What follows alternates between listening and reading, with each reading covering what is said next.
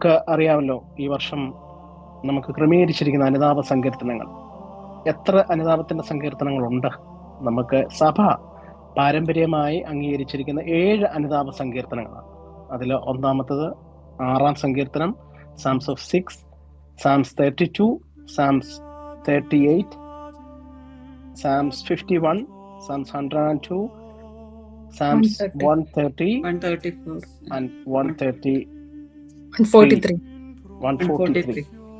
അപ്പൊ ഈ 7 സങ്കീർത്തനങ്ങളാണ്. അതിനകത്തിൽ അല്പം വ്യത്യാസങ്ങൾ നമ്മുടെ പുസ്തകത്തിൽ, പ്രത്യേകിച്ച് പാമ്പാക്കുട നമസ്കാരത്തിലും അതുപോലുള്ള മറ്റ് ബൈബിൾ വ്യത്യാസമുണ്ട്. എങ്കിലും നമുക്ക് സങ്കീർത്തനങ്ങൾ, പ്രത്യേകമായിട്ട് സങ്കീർത്തനങ്ങൾ 7-ലധികം പേരാണ് സങ്കീർത്തനം എഴുതി. സങ്കീർത്തനങ്ങൾ കേൾക്കുമ്പോഴേ ആരെഴുതിയെന്ന് ചോദിച്ചാൽ നിങ്ങൾക്ക് ഒരാളുടെ പേര് പെട്ടെന്ന് പറയാൻ പറ്റും. ആരാ? ദാവീദ്. ദാവീദ് എത്ര സങ്കീർത്തനങ്ങൾ എഴുതിയെന്നറിയാമോ? 73 സങ്കീർത്തനങ്ങളോളമാണ് ദാവീദിന്റെ പേരിലുള്ളത്. 73 സങ്കീർത്തനങ്ങളോളം ദാവീദിന്റെ പേരിലുണ്ട്. സങ്കീർത്തനങ്ങൾ 2-ഉം 95-ഉം ദാവീദ് രചിച്ചതായിട്ടും പുതിയ നിയമം ചൂണ്ടിക്കാണിക്കുന്നു.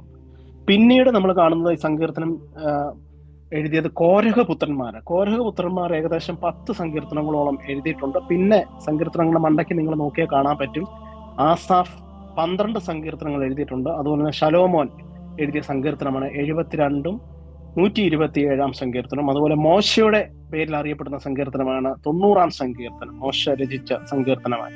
അതുപോലെ ഹേമാൻ 88-ാം സങ്കീർത്തനം ഹേമാൻ എഴുതി. ഏതാൻ 89 സങ്കീർത്തനം. എങ്ങനെ സങ്കീർത്തനങ്ങൾ? ഇനി സങ്കീർത്തനങ്ങൾ 50 സങ്കീർത്തനങ്ങൾ ആര് എഴുതിയെന്ന് അജ്ഞാതമാണ് ഇപ്പോഴും.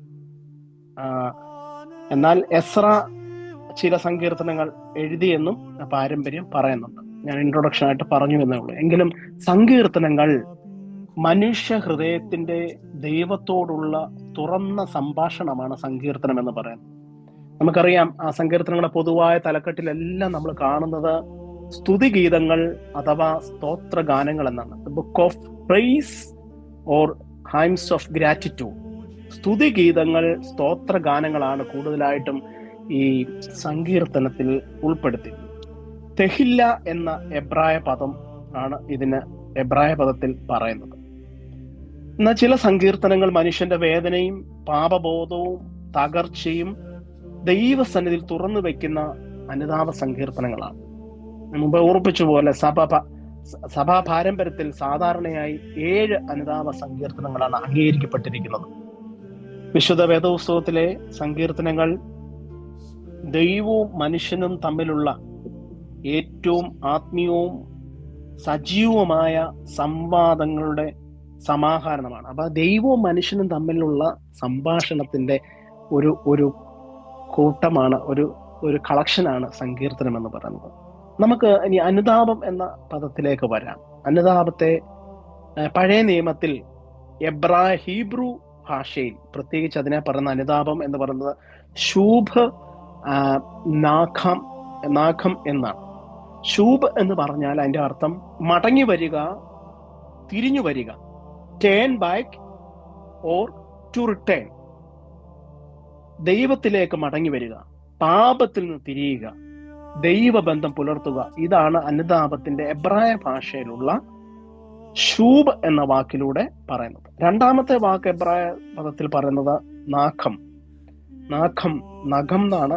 നഖം അതിന്റെ ഒരു ദീർഘം കൊടുത്താണ് നാഖം എന്ന് പറഞ്ഞാൽ അതിന്റെ അർത്ഥം എബ്രായ ഭാഷയിൽ, ഹീബ്രു ലാംഗ്വേജിൽ ഖേദിക്കുക, ദുഃഖിക്കുക, മനസ്സലിയുക.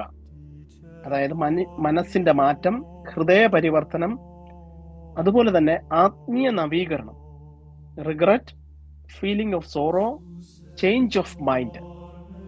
അതാണ് ഈ അനുതാപത്തിന്റെ എബ്രായ ഭാഷയിലുള്ള അർത്ഥം എന്ന് പറയുന്നത്. ഇനിയും അനുതാപത്തിന്റെ സുറിയാനിയ ഭാഷ, അതായത് സിറിയക് ലാംഗ്വേജിലേക്ക് വരുമ്പോൾ തൈബൂസോ എന്ന പദമാണ് ഉപയോഗിക്കുന്നത്. തൈബൂസോ എന്ന പദത്തിന്റെ അർത്ഥം അത് തെറ്റിൽ നിന്ന് തിരിഞ്ഞു വരിക, പാപത്തിൽ നിന്ന് എഴുന്നേൽക്കുക, turn back from error or rising up from sin. ഇതാണ് ഇൻ സിറിയക് ലാംഗ്വേജിൽ എന്താണ് തൈബൂസോ എന്ന പദമാണ് അനുതാപത്തിന് കൊടുത്തിരിക്കുന്നത്. ഇനിയും ഗ്രീക്കിലേക്ക് വരുമ്പോൾ, ഗ്രീക്കിൽ മെറ്റനോയ എന്ന പദമാണ് മനസ്സിന്റെ മാറ്റം, transformation of the mind or a change in the direction of life. അതായത് മനസ്സിന്റെ മാറ്റം, ജീവിതത്തിന്റെ പരിവർത്തനമാണ് ഈ ഗ്രീക്ക് ലാംഗ്വേജിലേക്ക് ഉപയോഗിക്കുന്നത്. Repentance is not just a fleeing away from sin, it is also a return to God.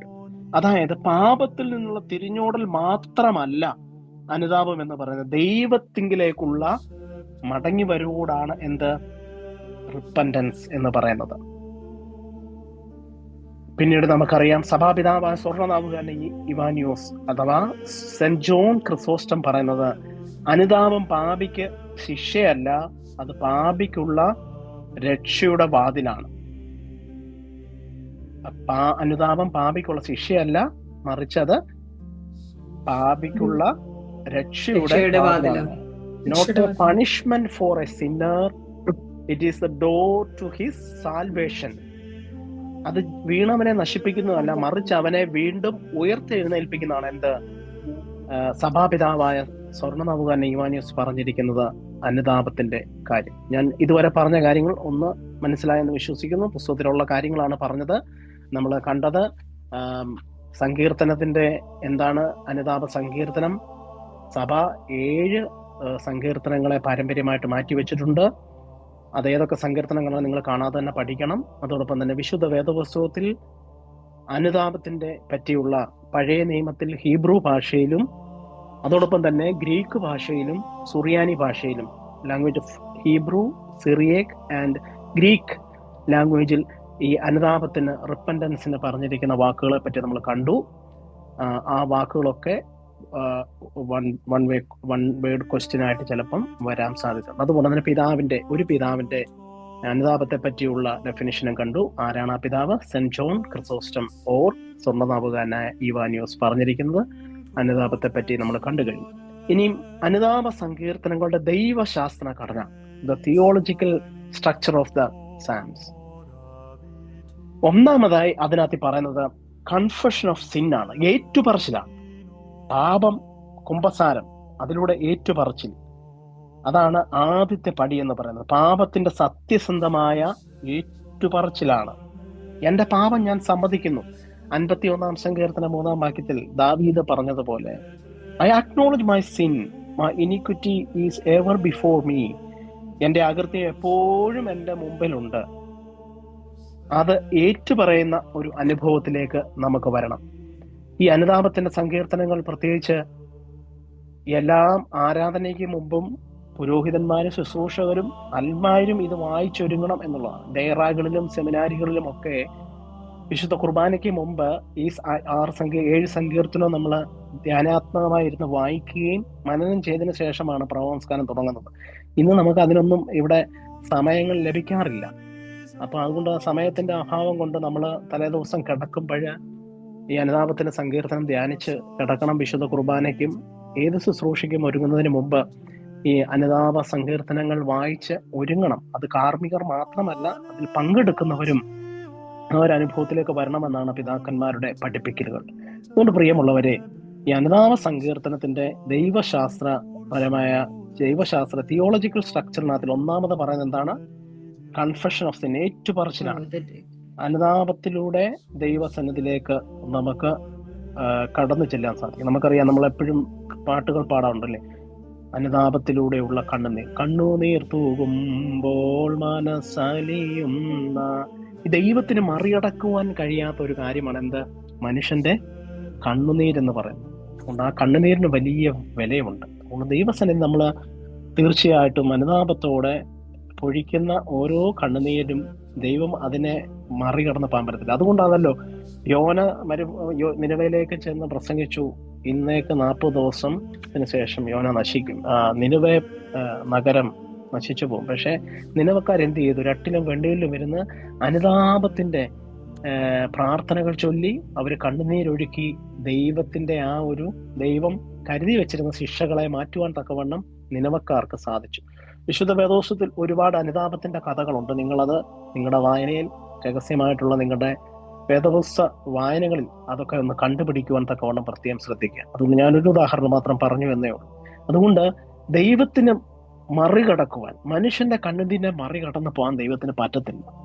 അത് നിങ്ങൾക്കൊക്കെ അനുഭവങ്ങൾ കാണും. നമ്മുടെയൊക്കെ ജീവിതത്തിൽ ഓരോ അനുഭവങ്ങളുണ്ടല്ലേ. നമ്മൾ ചില കാര്യങ്ങൾക്ക് വേണ്ടി ദൈവസന്നിധിയിൽ കരഞ്ഞിട്ടുണ്ട്, അത് നമുക്ക് ദൈവം നൽകിയിട്ടുണ്ട്. ചിലപ്പോൾ നമ്മുടെ രോഗമാകാം, ചിലപ്പോൾ നമ്മുടെ മറ്റ് പ്രയാസങ്ങൾ, ക്ലേശങ്ങളാകാം. അതൊക്കെ ദൈവസന്നിധി നമ്മൾ വെച്ചുകൊണ്ട് നമ്മൾ പ്രാർത്ഥിച്ചു കഴിഞ്ഞാൽ തീർച്ചയായിട്ടും ദൈവം അതിന് മാറ്റം ഉണ്ടാക്കി തരും, യാതൊരു സംശയമില്ല. ഒരു പക്ഷെങ്കിൽ ഈ ഓൺലൈൻ ക്ലാസ്സിൽ കേൾക്കുന്ന നിങ്ങൾക്കൊക്കെ അങ്ങനെ വ്യക്തിപരമായ ഓരോ അനുഭവങ്ങൾ കാണും. നിങ്ങളുടെ അനുഭവങ്ങളൂടെ കൂട്ടിച്ചേർത്ത് നമ്മുടെ ദൈവസന്നിധിയിൽ ഏറ്റുപറഞ്ഞ് അനുദപിക്കുവാൻ കുമ്പസാരത്തിലൂടെ ദാവീദ് പറഞ്ഞതുപോലെ 51 സങ്കീർത്തനം 3 വാക്യത്തിൽ പറഞ്ഞതുപോലെ എൻ്റെ അകൃത്യം എപ്പോഴും എൻ്റെ മുമ്പിൽ ഇരിക്കുന്നു എന്നുള്ളൊരു ബോധ്യത്തോടു കൂടി ദൈവസന്നിധിയിൽ ഏറ്റുപറഞ്ഞു. രണ്ടാമത് പറയുന്നത് എന്താണ് അവിടെ? അതായത് the theological structure of the repentance of സാംസ് എന്നതിൽ തിയോളജിക്കൽ ദൈവശാസ്ത്രപരമായ ഘടനയെ പറയുന്നത് ശാരീരികവും ആത്മീയവുമായ വേദന,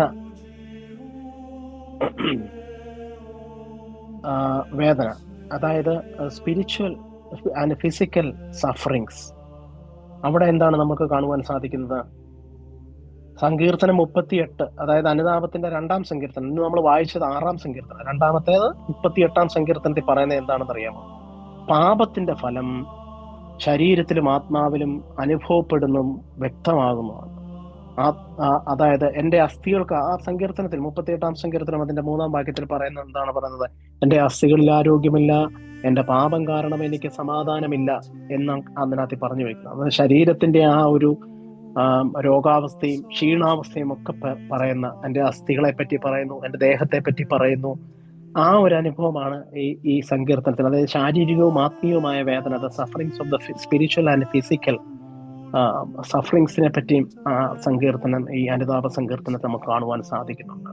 നാസിയാൻസിലെ മാർ ഗ്രിഗോറിയോസ് ഇപ്രകാരം എഴുതുന്നു: പാപം ആത്മാവിനെ രോഗിയാക്കുമ്പോൾ ശരീരം അതിന്റെ ഭാഷ സംസാരിക്കാൻ തുടങ്ങും. പാപം ആത്മാവിനെ രോഗിയാക്കുമ്പോൾ ശരീരം അതിന്റെ ഭാഷ സംസാരിക്കാൻ തുടങ്ങും. നമ്മുടെ പ്രിയമുള്ളവരെ, നമ്മുടെ ശരീരത്തിൽ പാപം ഇരുന്നാൽ എന്ത് പറ്റും? അത് നമ്മളെ മൊത്തത്തിൽ ക്ഷീണാവസ്ഥയിലേക്ക് കൊണ്ടെത്തിക്കും. നമ്മുടെ ആത്മാവിനെ തകരാറിലാക്കും. നമ്മുടെ ഉള്ളിലുള്ള ആത്മാവിനെ പ്രോജ്വലിപ്പിക്കുവാൻ തക്കവണ്ണം, പ്രകാശിപ്പിക്കുവാൻ തക്കവണ്ണം ദൈവസന്നിധിയിൽ കണ്ണുനീരൊഴുക്കി പ്രാർത്ഥിക്കുവാനാണ് ഈ അനുതാപ സങ്കീർത്തനത്തിലൂടെ പ്രത്യേകിച്ച് നമ്മൾ ശ്രദ്ധിക്കേണ്ടത്. മൂന്നാമതായിട്ട് പറയുന്നത് ദൈവ കരുണയിലുള്ള ആശ്രയമാണ്. Refuge in the mercy of God. ദൈവ കരുണയിൽ ഉള്ള അഭയം. അനുതാപ സങ്കീർത്തനങ്ങൾ ഒരിക്കലും നിരാശയിലല്ല അത് അവസാനിക്കുന്നത്, അത് ചെന്നെത്തി നിൽക്കുന്ന പ്രത്യാശയിലാണ്. അവ ദൈവത്തിന്റെ കരുണയിൽ ആഴമുള്ള വിശ്വാസം പ്രകടിപ്പിക്കുന്നുണ്ട്. കർത്താവേ, ആഴങ്ങളിൽ നിന്ന് ഞാൻ നിന്നെ വിളിക്കുന്നുവെന്ന് 130-ാം സങ്കീർത്തനം 1-ാം വാക്യത്തിൽ അവിടെ പറയുകയാണ്. പ്രിയമുള്ളവരെ, നമ്മുടെ വിശ്വാസം അത് ആഴങ്ങളിൽ നിന്ന് ദൈവത്തെ വിളിക്കുവാൻ തക്കവണ്ണം നമുക്ക് സാധിക്കണം. യോന മത്സ്യത്തിന്റെ വയറ്റിൽ കിടന്ന് അയ്യം വിളിച്ചു എന്നാണ് പറയുന്നത്. അതുകൊണ്ട് ഈ ലോകത്തിന്റെ പല അടിത്തട്ടുകളിലും ആയിരിക്കും നമുക്ക് ദൈവത്തെ ആഴത്തിൽ നിന്ന് വിളിച്ചു പ്രാർത്ഥിക്കുവാൻ തക്കവണ്ണം ഈ സങ്കീർത്തനങ്ങളിലൂടെ നമുക്ക് സാധിക്കണം. സിറിയയിലെ വിശുദ്ധ അപ്രയം പിതാവ് പറയുന്നു, കരുണയാണ് ദൈവത്തിന്റെ സിംഹാസനം, അനുതാപിയാണ് അവിടെ ധൈര്യത്തോടെ സമീപിക്കാൻ പറ്റുന്നത്. കരുണയാണ് എന്ത്? ദൈവത്തിന്റെ സിംഹാസനം. നമ്മുടെ ഓരോ ആരാധനയും നിങ്ങൾ ശ്രദ്ധിച്ചാൽ മനസ്സിലാക്കും, ദൈവ കരുണയെ പറ്റിയും ദൈവത്തിന്റെ ക്ഷമയെ പറ്റിയൊക്കെ ഓരോ അനുതാപത്തിന്റെ പ്രാർത്ഥനകൾ ഓരോ സെതറാകളിലും ഒക്കെ അവിടെ വിവരിക്കുന്നു, അല്ലേ? ദൈവം എന്ത് ക്ഷമയുള്ളത് കൊണ്ടാണ് ഒരു പക്ഷെങ്കിൽ ഇന്ന് നമുക്കൊക്കെ ഈ ക്ലാസ്സിൽ ഇരിക്കാൻ പറ്റുന്നതന്നെ, അല്ലേ? നമ്മളൊക്കെ ദൈവത്തിൽ നിന്ന് അകന്നു പോയിട്ടും ദൈവം നമ്മുടെ തിരിച്ചുവരവിനായി കാത്തിരിക്കുകയാണ്. മുടിയനായ പുത്രൻ അവൻ ഒരുപാട് പാപം ചെയ്തു, പക്ഷെ അവൻ ദൈവസന്നിധിയിൽ വന്ന്, അപ്പ ഞാൻ നിന്നോടും സ്വർഗത്തോടും പാപം ചെയ്തു എന്ന് ഏറ്റു പറയുമ്പോൾ അവൻ എവിടെയായിരുന്നു ആ പഴയ സ്ഥിതിയിലേക്ക് പോകാൻ അവന് സാധിച്ചു. അതാണ് ഈ ഏറ്റുപറച്ചിലിന്റെ, അനുതാപത്തിന്റെ, സത്യസന്ധമായുള്ള കുമ്പസാരത്തിന്റെ ഒരു അനുഭവം. പ്രിയമുള്ളവരെ, നമ്മുടെ ജീവിതത്തിലും ദൈവ കരുണയിൽ ആശ്രയിക്കുവാൻ, the refuge in mercy of God. ദൈവം സ്നേഹമാകുന്നു എന്ന് പറയുന്ന പോലെ ദൈവം കരുണയാണ്, ദൈവം ക്ഷമയാണ്. അതുകൊണ്ട് ആ ക്ഷമയിലേക്കും കരുണയിലേക്കും നമുക്ക് എത്തപ്പെടാൻ പറ്റുന്ന മാർഗമാണെന്ത്? ഈ അനുതാപ സങ്കീർത്തനത്തിലൂടെ നമ്മുടെ ഉള്ളിനെ ദൈവസന്നിധിയിൽ പകരുവാൻ തക്കവണ്ണം, കരഞ്ഞ് പ്രാർത്ഥിച്ച് പകരുവാൻ തക്കവണ്ണം. ദൈവസന്നിധി പോയി കരഞ്ഞ് പ്രാർത്ഥിച്ചതുപോലെ നമ്മുടെ ജീവിതത്തിലും കരഞ്ഞ് പ്രാർത്ഥിക്കുവാൻ തക്കവണ്ണം നമുക്ക് ഇടയാകേണ്ടതായിട്ടുണ്ട്. നാലാമതായിട്ട് ഇവിടെ പറയുന്നത് അനുതാപ സങ്കീർത്തനത്തിന്റെ തിയോളജിക്കൽ ആസ്പെക്ട്സ് ആണ് ഞാൻ പറയുന്നത്. അതായത് പുതിയ സൃഷ്ടിയാകും എന്നുള്ള പ്രത്യാശ, the hope of beginning a new creation. നിങ്ങൾ സത്യസന്ധമായിട്ട് പറയണം, ഒരു കുമ്പസാരം കഴിയുമ്പോൾ നിങ്ങളുടെ മനസ്സിന് റിലാക്സേഷൻ കിട്ടാറില്ല? ഉണ്ടോ ഇല്ലയോ? ഉണ്ട് അല്ലേ? എന്തോ ഒന്ന് ഇറങ്ങി, ഒരു ഭാരം ഇറക്കി വെച്ച ഒരു അനുഭവം ഇല്ലേ? ആ ഒരു അനുഭവമാണ് പുതിയ സൃഷ്ടിയാകാനുള്ള ഒരു പ്രത്യാശയും കൂടാണ് ഈ അനുതാപത്തിലൂടെ നമുക്ക് ദൈവം നൽകുന്നത്. അനുതാപം ലക്ഷ്യമാക്കുന്നത് പാപത്തിൽ നിന്നുള്ള മോചനം മാത്രമല്ല, പാപമോചനം മാത്രമല്ല, മറിച്ച് പുതിയ ഒരു മനുഷ്യന്റെ സൃഷ്ടി കൂടിയാണ്. ദൈവമേ, ശുദ്ധ ഹൃദയം എൻ്റെ ഉള്ളിൽ സൃഷ്ടിക്കണമേ എന്ന് 51 സങ്കീർത്തനം 10 വാക്യത്തിൽ പറയുന്നുണ്ട്. ദൈവമേ, ശുദ്ധിയുള്ള ഒരു ഹൃദയം എന്നിൽ സൃഷ്ടിക്കണമേ എന്ന് അവിടെ ദാവീദ് പ്രാർത്ഥിക്കുകയാണ്. ദാവീദ് 51 സങ്കീർത്തനം എഴുതിയ സാഹചര്യങ്ങൾ ഒക്കെ നമുക്കറിയാം. അത് സങ്കീർത്തനം സ്പെഷ്യലായിട്ട് നമ്മൾ ഒരു അധ്യായമായിട്ട് എടുത്ത് നമ്മൾ വായിക്കുന്നുണ്ട്, പഠിക്കുന്നുണ്ട്. അപ്പൊ അതിനകത്ത് വിശദമായിട്ട് അത് നമുക്ക് കാണുവാൻ സാധിക്കുന്നുണ്ട്. അതുകൊണ്ട് ദൈവസന്നിധിയിൽ നമുക്ക് എളിമയോടെ ഇരിക്കുമ്പോൾ ദൈവം നമുക്ക് എന്ത് നൽകും? സ്ഥിരമായൊരാത്മാവിനെ, ശുദ്ധിയുള്ള ഹൃദയം, സ്ഥിരമായൊരാത്മാവിനെ ദൈവം നമുക്ക് നൽകും. അതുകൊണ്ട് അലക്സാണ്ടറിയ വിശുദ്ധ അത്താനാസ്യോസ് പറയുന്നു, ദൈവം മനുഷ്യനോട് ക്ഷമിച്ച് അവനെ പുതുക്കിയാണ് രക്ഷിക്കുന്നത്. ദൈവം മനുഷ്യനോട് ക്ഷമിക്കുന്നു, അവനെ പുതിയ സൃഷ്ടിയും ആക്കുന്നു. അതുകൊണ്ട് പ്രിയമുള്ളവരെ, ഈ അനുതാപത്തിന്റെ അനുഭവത്തിലൂടെ പുതിയ സൃഷ്ടി ആകാമെന്നുള്ള പ്രത്യാശയും കൂടിയുണ്ട്. അഞ്ചാമതായി നമുക്ക് അവിടെ കാണുവാൻ സാധിക്കുന്നത് നമ്മുടെ സഭയുടെ ആരാധനയും അനുതാപ സങ്കീർത്തനങ്ങളും. ഞാൻ മുമ്പ് ഓർമ്മിപ്പിച്ചതുപോലെ അനുതാപ സങ്കീർത്തനം ഇല്ലാതെ നമുക്ക് ഒരു കൂദാശയുമില്ല. നിങ്ങള് കൂദാശകൾ ഏതൊക്കെ എടുത്താലും എന്താണ് കൂദാശയുടെ സ്ട്രക്ചർ? ആദ്യമേ നമ്മള് കൗമ ചൊല്ലും അല്ലേ? കൗമ പ്രാർത്ഥന ചൊല്ലിയിട്ട് ഒരു പ്രാരംഭ പ്രാർത്ഥന നമ്മള് പുരോഹിതന്മാർ തുടക്കമിടും. ശുഭഹോ ലാഭോ ലബറോ പറഞ്ഞ് പിതാവിനും പുത്രനും പരിശുദ്ധ റൂഹായിക്കും സ്തുതി കരയേറ്റിക്കൊണ്ട് ഒരു പ്രാരംഭ പ്രാർത്ഥന പ്രാർത്ഥിച്ച ശേഷം ആദ്യം വായിക്കുന്ന സങ്കീർത്തനം ഏതാണ്? 51 സങ്കീർത്തനം. അത് വിശുദ്ധ കുർബാനയാണെങ്കിലും, വിശുദ്ധ വിവാഹ കൂദാശയാണെങ്കിലും, വിശുദ്ധ മാമോദിസ കൂദാശയാണെങ്കിലും, നിങ്ങളുടെ ഭവന കൂദാശയാണെങ്കിലും എല്ലാം ഏതാ വായിക്കുന്നത്?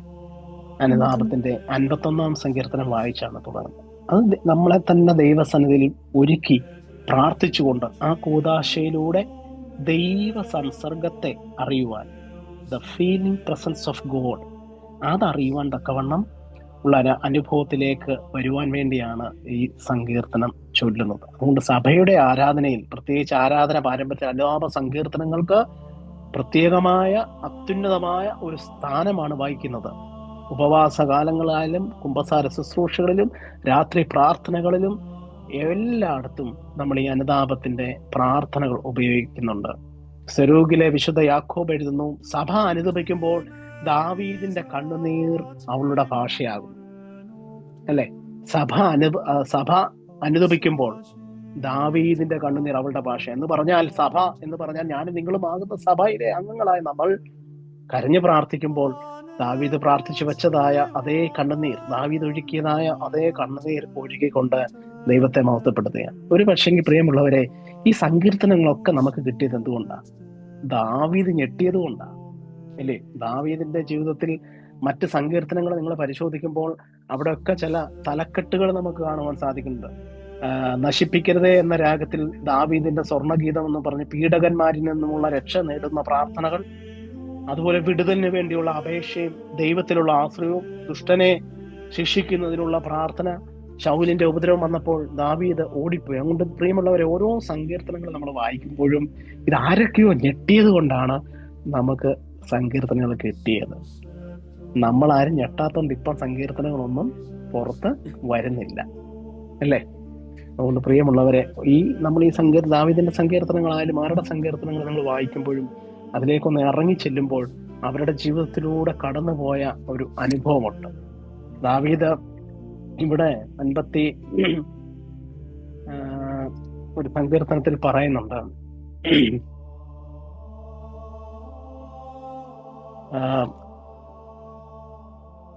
ദൈവമേ ശത്രുവല്ല, എൻ്റെ കൂടെ നിന്ന സ്നേഹിതൻ എന്നെ ഉപേക്ഷിച്ചു എന്ന് പറയുന്ന ഒരു വാക്യമുണ്ട്. നമ്മുടെ കൂടെ നിൽക്കുന്നവര് നമ്മുടെ ഒറ്റുമ്പോൾ, നമ്മളെ ചതിക്കുമ്പോൾ, ആ ഒരു അനുഭവത്തിലൂടെ ഒക്കെ ദാവീദ് കടന്നു പോകും. അതൊക്കെ ഈ സങ്കീർത്തനങ്ങളിലൂടെ നമ്മളെ കാണുവാൻ നമുക്ക് സാധിക്കുന്നു. അതേ അനുഭവം നമ്മുടെ ജീവിതത്തിലും ഉണ്ടായിട്ടുണ്ട്. അപ്പൊ നമ്മള് ആ സന്ദർഭത്തിൽ എങ്ങനെ ആയിരിക്കണമെന്ന് ദാവീദ് വളരെ മനോഹരമായിട്ട് തന്റെ അനുതാപ സങ്കീർത്തനത്തിലൂടെ നമുക്ക് കാണിച്ചു തരികയാണ്. ഇവിടെ പറയുന്നുണ്ട് മറ്റൊരു കാര്യം, കണ്ണുനീർ. അതായത് ഈ അനുതാപത്തിലൂടെ നമ്മൾ ഒഴുക്കുന്ന കണ്ണുനീർ നിന്റെ തുരുത്തിയിലാക്കി വെക്കണമേ. അതാ ഞാൻ ഓർപ്പിച്ചതുപോലെ നമ്മുടെ കണ്ണുനീരിനെ മറികടന്ന് പോവാൻ ദൈവത്തിന് സാധിക്കുന്നില്ല. അതുകൊണ്ടാണ് കണ്ണുനീർ തൂകുമ്പോൾ മനസ്സരിയുന്ന ഒരു ദൈവത്തെയാണ് നമ്മൾ ആരാധിക്കുന്നതും വിളിക്കുന്നതും. അതുകൊണ്ട് നമ്മുടെ ഏത് പ്രയാസങ്ങളായിക്കോട്ടെ, ഏത് പ്രതിസന്ധി ആയിക്കോട്ടെ, ദൈവസന്നിധിയിൽ ഒരു തുള്ളി കണ്ണുനീരൊഴിച്ചാൽ തീർച്ചയായിട്ടും അതിന് ഫലമുണ്ട് എന്നുള്ള കാര്യം നാം മറന്നു പോകരുത്. അപ്പൊ സഭയുടെ ആരാധനയിൽ ഈ അനുതാപ സങ്കീർത്തനങ്ങൾക്ക് അത്യുന്നതമായ സ്ഥാനമുണ്ട്. സഭ പ്രാർത്ഥിക്കുമ്പോൾ എന്താണ് പ്രാർത്ഥിക്കുന്നത്? ദാവീദിന്റെ അതേ ഭാഷ, ദാവീദിന്റെ അതേ കണ്ണുനീർ ഭാഷയാണ് സഭ പ്രാർത്ഥിക്കുമ്പോൾ. ആറാമത് അതിന്റെ ആധ്യാത്മിക വ്യാഖ്യാനങ്ങളാണ്, സ്പിരിച്വൽ ഇന്റർപ്രിട്ടേഷൻസ് ആണ്. ദൈവത്തിലേക്കുള്ള മടങ്ങിവരവാണ് ഇവിടെ പ്രധാനം. അനുതാപ സങ്കീർത്തനത്തിലൂടെ പ്രവാചകന്മാർ നിരന്തരം അന്നത്തെ ജനത്തോട് പറയുന്നതാണ്, ദൈവത്തിലേക്ക് മടങ്ങി വരുവിൻ, to return to your God. നിങ്ങൾ ദൈവത്തിലേക്ക് കടന്നു വരും. യോവേൽ പ്രവാചകന്റെ പുസ്തകം 2-52 വാക്യത്തിൽ, പൂർണ്ണ ഹൃദയത്തിലൂടെ എന്നിലേക്ക് മടങ്ങി വരുവീൻ. പ്രവാചകന്മാർ മുഴുവൻ പ്രവചിച്ചതാ. പിന്നീട് നമ്മൾ കാണുന്നുണ്ട്, യോഹന്നാൻ സ്നാപകൻ പറഞ്ഞെന്താണ്? അനുദപിച്ച് മാനസാന്തരപ്പെടുവീൻ, സ്വർഗരാജ്യം സമീപിച്ചിരിക്കുന്നു. കർത്താവായ യേശു ക്രിസ്തുവും പറഞ്ഞെന്താണ്? നിങ്ങൾ അനുദപിച്ച് മാനസാന്തരപ്പെടണം. സ്വർഗരാജ്യത്തിൽ പ്രവേശിക്കണമെങ്കിൽ മനസ്സിന് നിങ്ങൾ മാനസാന്തരപ്പെടണം. നമ്മുടെ പ്രിയമുള്ളവരെ, നമ്മുടെ ഇവിടെ അനുതാപം കൊണ്ട് അർത്ഥമാക്കുന്നത് വിഗ്രഹാരാധന ഉപേക്ഷിക്കൽ, ദൈവത്തോടുള്ള വിശ്വസ്തത വീണ്ടെടുക്കൽ, നീതിയിലും വിശുദ്ധിയിലും ജീവിക്കൽ എന്നൊക്കെയാണ്. ദൈവം ശിക്ഷയേക്കാൾ കരുണ ആഗ്രഹിക്കുന്നു. അതുകൊണ്ടാണ് ഞാൻ മുമ്പ് ഓർമ്മിപ്പിച്ചതുപോലെ എല്ലാ ശിക്ഷകളും ദൈവം തെറ്റ് ചെയ്യുന്ന മനുഷ്യരെ ശിക്ഷിക്കുന്ന ഒരു ദൈവത്തെ നമുക്ക് പഴയ നിയമത്തിൽ കാണുമെങ്കിൽ കർത്താവായ യേശു ക്രിസ്തുവിന്റെ ക്രൂശിലൂടെ ആ ഒരു ശിക്ഷയെ രക്ഷയാക്കി നമുക്ക് മാറ്റുന്ന ഒരു അനുഭവമാണ് പ്രിയമുള്ളവരെ. അതുകൊണ്ട് പ്രിയമുള്ളവരെ, നമ്മുടെ വിശുദ്ധമായ ജീവിതം, നമ്മുടെ നീതിപൂർവമായ ജീവിതം, ഇതൊക്കെ കാണുമ്പോൾ ദൈവം നമ്മുടെ ശിക്ഷകളെ മാറ്റി ദൈവം നമുക്ക് സമൃദ്ധമായ കരുണകളെ നൽകിത്തരും, യാതൊരു സംശയമില്ല. അതുകൊണ്ട് അനുതാപം നീതിയിലും ധാർമ്മികതയിലും പ്രകടമാകണം. ഞാൻ മുമ്പേ ഓർമ്മിപ്പിച്ചതുപോലെ നിനവയ്ക്ക് നൽകിയ സന്ദേശം, യോന ശുദ്ധീകരണത്തിനായി വിളിച്ച യെശയ്യാവിനെ നമുക്ക് കാണുവാൻ സാധിക്കുന്നുണ്ട്. ദൈവത്തിങ്കിലേക്ക് മടങ്ങി വരുവാൻ ആഹ്വാനം ചെയ്ത ഇരമ്യാ പ്രവാചകനെ നമുക്ക് കാണുവാൻ സാധിക്കുന്നു. നമ്മുടെ പുതിയ നിയമത്തിൽ അനുതാപം കൂടുതൽ ആന്തരികവും ആത്മീയവുമായ അർത്ഥമാണ് തേടുന്നത്. ഞാൻ ഓർമ്മിപ്പിച്ചതുപോലെ സ്നാപക യോഹന്നാൻ പ്രസംഗിച്ചു. എന്ത് പ്രസംഗിച്ചു? സ്വർഗരാജ്യം സമീപിച്ചിരിക്കാൻ നിങ്ങൾ അനുദപിപ്പീനെന്ന് മത്തായി 3:2 പറയുന്നുണ്ട്. വിശുദ്ധ മത്തായി 3:2 പറയുന്നു. അതുകൊണ്ട് ഇതേ സന്ദേശം തന്നെയാണ് ക്രിസ്തു തന്റെ പരസ്യ ശുശ്രൂഷയിലും പ്രവചിച്ചത്. അതുകൊണ്ട് ആത്മീയമായി മാറുവാൻ തക്കവണ്ണം ദൈവരാജ്യത്തിലേക്കുള്ള പ്രവേശനത്തിന് ഉള്ളൊരു ക്ഷണമാണ് നമ്മുടെ ജീവിതത്തിലെ അനുതാപം എന്ന് പറയുന്നത്. അപ്പസ്തോലിക പ്രസംഗങ്ങളിലും അനുതാപം രക്ഷയോട് ചേർന്ന് നിലനിൽക്കുന്നുവെന്ന് വിശുദ്ധ പത്രോസ് ശ്ലീഹ പെന്തിക്കോസ്തി ദിനത്തിൽ പ്രസംഗിച്ചത്. അനുദപിച്ച് പാപമോചനത്തിനായി സ്നാനമേൽപ്പീൻ എന്ന് പത്രോസ് ശ്ലീഹായും പ്രസംഗിച്ചു. Acts of Apostles chapter 2 verse 38. അതുകൊണ്ട് അനുദപിച്ച് പാപമോചനത്തിനായി സ്നാനമേൽപ്പീൻ എന്ന് പരിശുദ്ധനായ പത്രോസ് ശ്ലീഹായും ഓർമ്മിപ്പിക്കുക. അതുകൊണ്ട് അനുതാപം ഉൾക്കൊള്ളുന്നത് പാപസമ്മതം, ദൈവകൃപ സ്വീകരിക്കൽ, ആത്മീയമായ നവീകരണം, ദൈവ സൗഹൃദത്തിന്റെ പുനഃസ്ഥാപനം എന്നിവയൊക്കെയാണ് പ്രത്യേകിച്ച് ഇതുകൊണ്ട് അർത്ഥമാക്കുന്നത്. അതുകൊണ്ട് പ്രിയമുള്ളവരെ, ഏഴാമത്തേത് ഈ അനുതാപ സങ്കീർത്തനത്തിന്റെ തിയോളജിക്കൽ പരമായിട്ടുള്ള കാലിക പ്രസക്തി. ഇന്നിന്റെ കാലഘട്ടത്തിൽ അനുതാപ സങ്കീർത്തനങ്ങൾ, അതായത് കണ്ടംപററി റെലവൻസ്, ആധുനിക ലോകത്തിൽ പാപത്തെ സാധാരണവൽക്കരിക്കപ്പെടുന്ന ഒരു അനുഭവത്തിൽ നിന്നും ആ ഉത്തരവാദിത്തത്തിൽ നിന്നും മാറി പാപം എന്താണ്, അനുതാപ സങ്കീർത്തനങ്ങൾ മനുഷ്യനെ ആത്മപരിശോധനയിലേക്കും വിനയത്തിലേക്കും തിരികെ വിളിക്കുന്നു എന്നുള്ളൊരു ബോധ്യത്തോടുകൂടി അനുതാപ സങ്കീർത്തനങ്ങൾ മനുഷ്യന്റെ തകർച്ചയും ദൈവത്തിന്റെ അനന്തമായ കരുണയും തമ്മിലുള്ള ദൈവിക സംഗമമാണെന്ന് മനസ്സിലാക്കുവാൻ നമുക്ക് സാധിക്കും. സഭാപിതാക്കന്മാർ ഈ അനുതാപത്തെ ഒരു ആത്മീയമായ മരുന്നായി, ഒരു സ്പിരിച്വൽ മെഡിസിൻ ആയിട്ട് തന്നെയാണ് കാണുന്നത്. അതുകൊണ്ട് പ്രിയമുള്ളവരെ, നമ്മളൊക്കെ ക്ഷീണാവസ്ഥയിലിരിക്കുമ്പോൾ, നമ്മളൊക്കെ തളർന്നിരിക്കുമ്പോൾ, മാനസികമായും ശാരീരികമായും തളർന്നിരിക്കുമ്പോൾ ഈ അനുതാപ സങ്കീർത്തനങ്ങൾ വായിച്ചാൽ നമുക്ക് എന്ത് ലഭിക്കും? ഒരു സ്പിരിച്വൽ മെഡിസിനാണ്, ആത്മീയമായ മരുന്നാണെന്നാണ് പിതാക്കന്മാർ പറഞ്ഞത്. അതുകൊണ്ട് സഭയുടെ ജീവിക്കുന്ന പ്രാർത്ഥനയായി നമ്മൾ ഇതിനെ കാണുകയും വിനയത്തോടെ പാപമേറ്റു പറയുകയും കരുണയോടെ പ്രത്യാശ വയ്ക്കുകയും പുതുക്കപ്പെട്ട ഒരു ജീവിതം തേടുകയും ചെയ്യുകയാണ് ഓരോ വിശ്വാസിക്കും ഈ സങ്കീർത്തനങ്ങൾ കൊണ്ട് അർത്ഥമാക്കുന്നത്. നമ്മുടെ ജീവിതത്തിൽ ഈ സങ്കീർത്തനങ്ങൾ ആത്മീയ വിളക്കുകളായി, ആത്മീയ ദീപങ്ങളായി, ഒരു സ്പിരിച്വൽ ലൈറ്റ് ഹൗസ് ആയിട്ട് ഈ അനുതാപ സങ്കീർത്തനങ്ങൾ തീരേണ്ടതായിട്ടുണ്ട്. അതുകൊണ്ട് ഞാൻ പറഞ്ഞ കാര്യങ്ങൾ നിങ്ങൾക്ക് മനസ്സിലായി എന്ന് വിശ്വസിക്കുന്നു. നമ്മൾ കണ്ടത് ആദ്യം അനുതാപത്തെ പറ്റി കണ്ടു. സങ്കീർത്തനങ്ങൾ, 7 സങ്കീർത്തനങ്ങൾ സഭാ പാരമ്പര്യത്തിൽ അനുതാപ സങ്കീർത്തനത്തിനായി മാറ്റിവെക്കുന്നു. 6-ാം സങ്കീർത്തനം, 32-ാം സങ്കീർത്തനം, 38-ാം സങ്കീർത്തനം, 51-ാം സങ്കീർത്തനം, 102-ാം സങ്കീർത്തനം, 130-ാം സങ്കീർത്തനം, 143-ാം സങ്കീർത്തനം. അനുതാപത്തിന്റെ 2 പഴയ നിയമത്തിൽ ഈ എബ്രായ ഭാഷയിൽ 2 വാക്കുകളുണ്ട്: ശൂഭ്, നാഖം. ശൂഭ് എന്ന് പറഞ്ഞാൽ മടങ്ങി വരിക, തിരിഞ്ഞു വരിക. നാഖം എന്ന് പറഞ്ഞാൽ ദുഃഖിക്കുക, ഖേദിക്കുക, മനസ്സലിയുക എന്നാണ്. സിറിയക് ലാംഗ്വേജിൽ, സുറിയാനി ഭാഷയിൽ തായ് ബൂസോ എന്ന് റിപ്പന്റൻസിന് പറയും. അതിന്റെ അർത്ഥം തെറ്റിൽ നിന്നും തിരിഞ്ഞു വരിക, പാപത്തിൽ നിന്ന് എഴുന്നേൽക്കുക. Turn back from error, rising up from sin എന്നാണ് അത്. ഗ്രീക്കിൽ നമ്മൾ കണ്ടു മെറ്റനോയിയ, അതിന്റെ അർത്ഥം ട്രാൻസ്ഫോർമേഷൻ ഓഫ് മൈൻഡ്, മനസ്സിന്റെ മാറ്റം. പിന്നെ നമ്മൾ റിപ്പന്റൻസിനെ പറ്റി പിതാക്കന്മാർ പറയുന്ന കാര്യങ്ങൾ കണ്ടു. പിന്നെ റിപ്പന്റൻസിന്റെ അനുതാപ സങ്കീർത്തന്റെ ദൈവശാസ്ത്ര ഘടനയാണ് നമ്മൾ പ്രധാനമായിട്ടും ചിന്തിച്ച. ഒന്നാമതായിട്ട് കൺഫെഷൻ ഓഫ് സിൻ, അതായത് ഏറ്റുപറച്ചിൽ. രണ്ടാമതായിട്ട് സ്പിരിച്വൽ ആൻഡ് ഫിസിക്കൽ വേദന. മൂന്നാമതായി ദൈവ കരുണയിലുള്ള അഭയം, refuge in mercy of God. നാലാമത്തെ കാര്യം the hope of new creation, പുതിയ സൃഷ്ടിയാകാനുള്ള അനുഭവം. പിന്നെ the worship of the church and the penitential psalms, അതായത് സഭയുടെ ആരാധന, അനുതാപ സങ്കീർത്തന സഭയിൽ എന്തുമാത്രം അതിന് പ്രാധാന്യമുണ്ടെന്ന് കണ്ടു. കാലിക പ്രസക്തി നമ്മൾ കാണുകയുണ്ടായി. അതുകൊണ്ട് പ്രിയമുള്ളവരെ, ഈ അനുതാപ സങ്കീർത്തനങ്ങൾ നമ്മുടെ ജീവിതത്തിൽ ഇന്ന് മുതൽ നമുക്ക് മുതൽക്കൂട്ടാകട്ടെ. ഏതൊരു ആരാധനയ്ക്ക് പോകുമ്പോഴും നിങ്ങൾ ഏതെങ്കിലും ഒരു സങ്കീർത്തനം, 7 സങ്കീർത്തനം വായിക്കാൻ നമുക്ക് സമയമില്ലെങ്കിലും ഏതെങ്കിലും ഒരു സങ്കീർത്തനമെങ്കിലും നിങ്ങൾ വായിക്കാനെ കൊണ്ട് ശ്രമിക്കുക. ഇനിയുള്ള അടുത്ത നമ്മുടെ കുർബാനകളിലായാലും രാവിലെ വൈകിട്ടോ കിടക്കുന്നതിന് മുമ്പോ 6-ാം സങ്കീർത്തനമോ 32-ാം സങ്കീർത്തനമോ 38-ാം സങ്കീർത്തനമോ ഏതാണ് നിങ്ങൾക്ക് ഇഷ്ടമുള്ളത്. നമ്മൾ എപ്പോഴും വായിക്കുന്ന 51-ാം സങ്കീർത്തനമാണ്. അതുപോലെ തന്നെ പുരോഹിതന്മാർ കുമ്പസാരത്തിന് ശേഷം നിങ്ങളോട് അനുതാപത്തിനായി പ്രാർത്ഥിക്കാൻ പറയുന്ന സങ്കീർത്തനങ്ങളുമൊക്കെയാണ്. അപ്പൊ ഇത് ഏറ്റവും മനോഹരമായി പഠിക്കുക. ദൈവം എല്ലാവരെയും അനുഗ്രഹിക്കട്ടെ. മുമ്പ് ഓർമ്മിപ്പിച്ചതുപോലെ നമ്മുടെ പാട്ടുകളും ഈ പ്രാവശ്യം അനുതാപത്തിന്റെ മെമ്മറയിലെ പാട്ടുകളാണ്. അതോടൊപ്പം തന്നെ പ്രാർത്ഥനകളും നിങ്ങൾ സമയം പോലെ അത് ചൊല്ലുവാൻ തക്കവണ്ണം പ്രത്യേകം ശ്രദ്ധിക്കുക. ദൈവം